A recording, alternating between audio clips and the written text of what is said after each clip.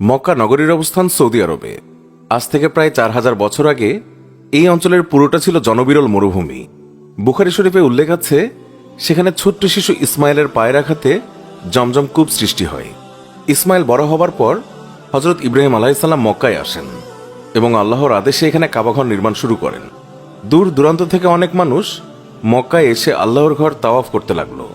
মক্কা নগরীতে অবস্থিত কাবা শরীফের ধর্মীয় ভাবগাম্ভীর্য এবং পবিত্রতায় মুগ্ধ হয়ে মানুষ দলে দলে কাবাঘরের দিকে আসতে থাকে। সময়টা 570 খ্রিস্টাব্দ।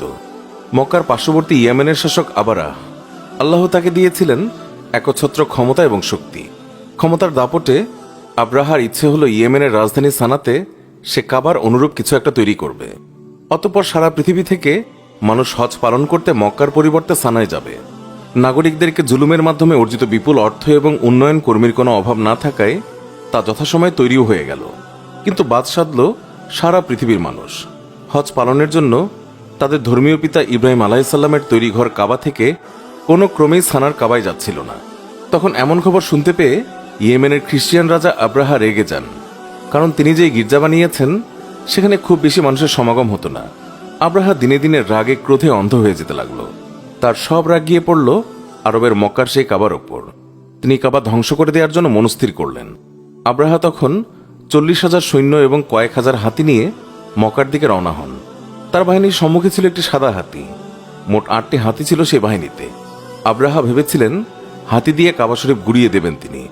বর্ণিত আছে, মক্কার সীমানায় পৌঁছালে আব্রাহার সাদা হাতি বসে পড়ে। সেটাকে জোর করেও আর আগানো যাচ্ছিল না। আব্রাহার নির্দেশে একটি দল মক্কাবাসীদের উট কেড়ে নিয়ে এলো। এর মধ্যে মহানবী সাল্লাল্লাহু আলাইহি ওয়াসাল্লামের দাদা আব্দুল মুত্তালিবেরও 200 উট ছিল। আব্রাহা ঘোষণা দিলেন, আমি কেবল কাবা ধ্বংস করতে এসেছি, মানুষকে নয়। তবে কেউ বাধা দিলে সে মরবে। আব্দুল মুত্তালিবের পরামর্শে মক্কার সবাই পাহাড়ে গিয়ে আশ্রয় নিয়েছিল। তখন তিনি আব্রাহার আহ্বানে সাড়া দিয়ে একটি মিটিং করতে গেলেন। আলোচনার শুরুতেই আব্দুল মুত্তালিব আব্রাহাকে সতর্ক করলেন। তাকে বললেন এমন বিপজ্জনক কাজ থেকে বিরত থাকতে। কিন্তু ক্ষমতার কারণে উন্মত্ত আব্রাহাকে থামানো গেল না। আব্দুল মুত্তালিব বললেন, আমার উট ফেরত দিন। আব্রাহা অবাক হয়ে বললেন, আমি তো ভাবলাম আপনি অনুনয় বিনয় করবেন, আমি যেন আক্রমণ না করে ফিরে যাই ইয়েমেনে। আমি আপনাদের উপাসনালয় ধ্বংস করে দিতে এসেছি, আপনার বাপদাদার উপাসনালয়। আপনাদের মান সম্মান প্রতিপত্তি সব ধুলোয় মিশে যাবে। আর এইসব বিষয়ে কথা না বলে আপনি বলছেন আপনার উট ফেরত দিতে। আব্দুল মুত্তালিব তখন বললেন, আমি আমার উটের মালিক, সে কারণেই আমি আমার উট চাইতে এসেছি। আর এই ঘরের মালিক আল্লাহ তাআলা নিজেই এর রক্ষাকর্তা।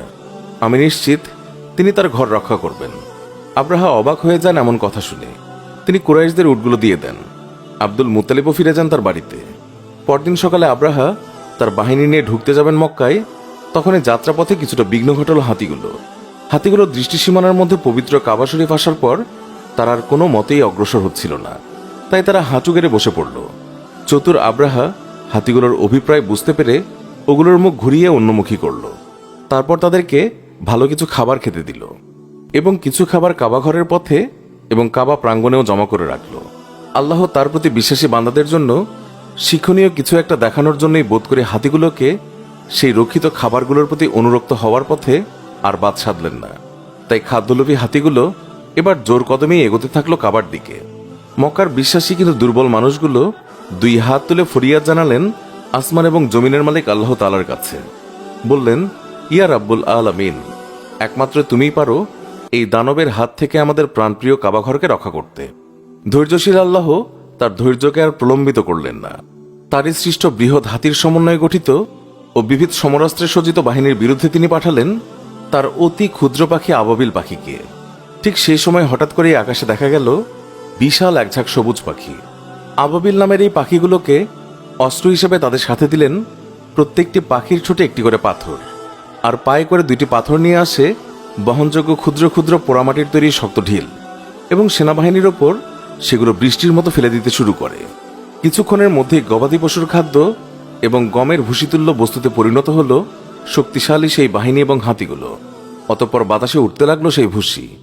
এই পাথর বর্ষণে বাহিনীর বেশিরভাগ সৈন্য পালিয়ে যায়, বাকিরা নিহত হয়।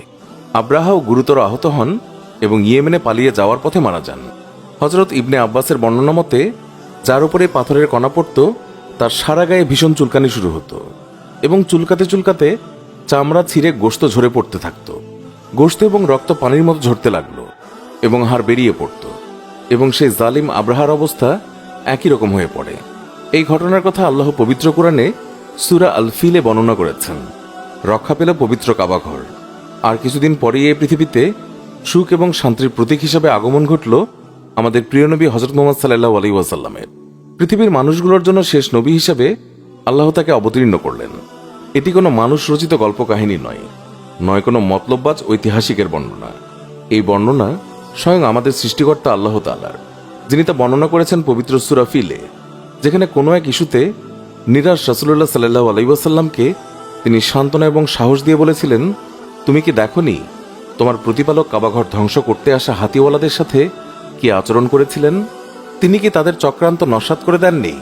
তিনি তাদের বিরুদ্ধে পাঠিয়েছেন ঝাঁকে ঝাঁকে আবাবিল পাখি, যারা সেই হাতিগুলোর উপর পোড়ামাটির পাথর নিক্ষেপ করেছিল। অতঃপর তিনি সেই হাতিওয়ালাদের পরিণত করেছিলেন ভুসির ন্যায়।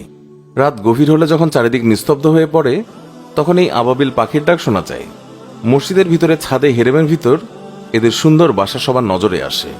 সুপ্রিয় দর্শক, আমাদের এই ভিডিওটি ভালো লেগে থাকলে অবশ্যই একটি লাইক দিন এবং এখনও আমাদের চ্যানেলটি সাবস্ক্রাইব না করে থাকলে এক্ষুনি সাবস্ক্রাইব করে পাশে থাকা বেল আইকনটি প্রেস করুন। আবারও দেখা হবে নতুন ভিডিওতে। এখনকার মতো বিদায় জানাচ্ছি।